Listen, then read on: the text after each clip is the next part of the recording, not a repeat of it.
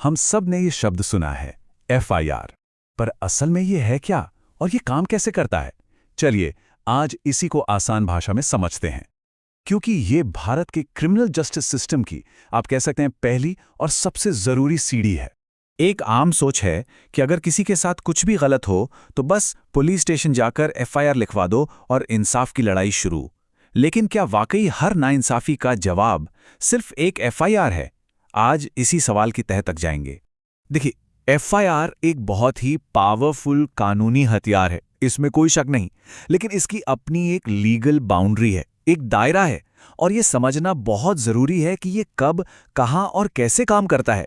तो कानून ये कहता है कि एफआईआर सिर्फ और सिर्फ संज्ञेय अपराधों यानी कॉग्निजेबल ऑफेंसेस के लिए ही दर्ज की जा सकती है। अब ये क्या चीज़ है? आसान भाषा में कहें तो ये वो सीरियस जुर्म हैं, वो संगीन अपराध हैं जहां पुलिस को तुरंत एक्शन लेने की पावर होती है, मतलब बिना किसी वारंट के गिरफ्तारी और फौरन जांच शुरू। यहां कानून एक बहुत साफ लकीर खींचता है।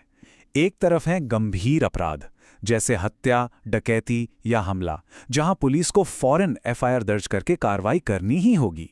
और दूसरी तरफ है कम गंभीर मामले, जिनके लिए एक अलग कानूनी प्रक्रिया होती है जिसे एनसीआर कहते हैं। और इस मामले में भारत के सुप्रीम कोर्ट का नजरिया बिल्कुल साफ है। ललिता कुमारी केस में कोर्ट ने कहा था कि अगर दी गई जानकारी से किसी संज्ञेय अपराध का पता चलता है तो पुलिस को एफआईआर दर्ज करनी ही होगी। ये कोई ऑप्शन नहीं, बल्कि उनकी ड्यूटी है। और ये बात पीड़ितों को एक बहुत बड़ा अधिकार देती है। लेकिन कहानी में एक ट्विस्ट भी है। क्या होता है जब इसी पावरफुल मैंडेटरी टूल का गलत इस्तेमाल किया जाता है?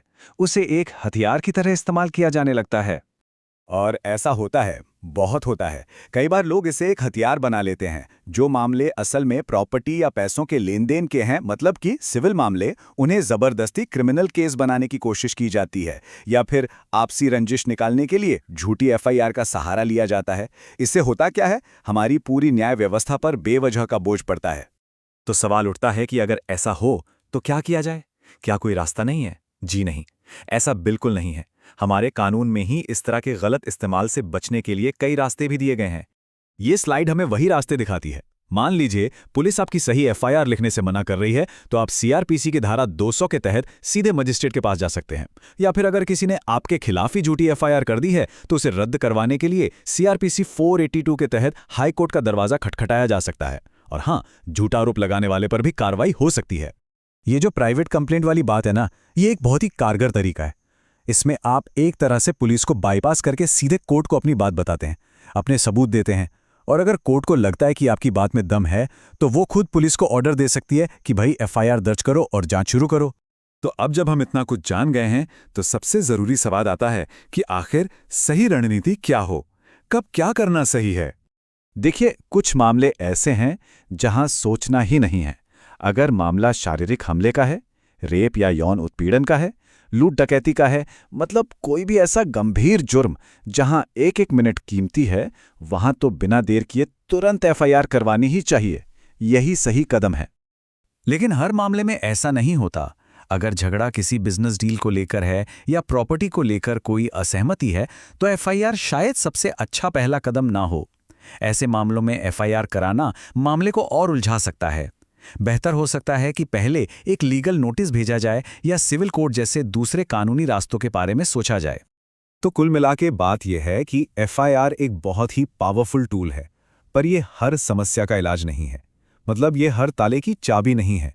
सही समस्या के लिए सही कानूनी औजार का इस्तेमाल करना ही समझदारी है।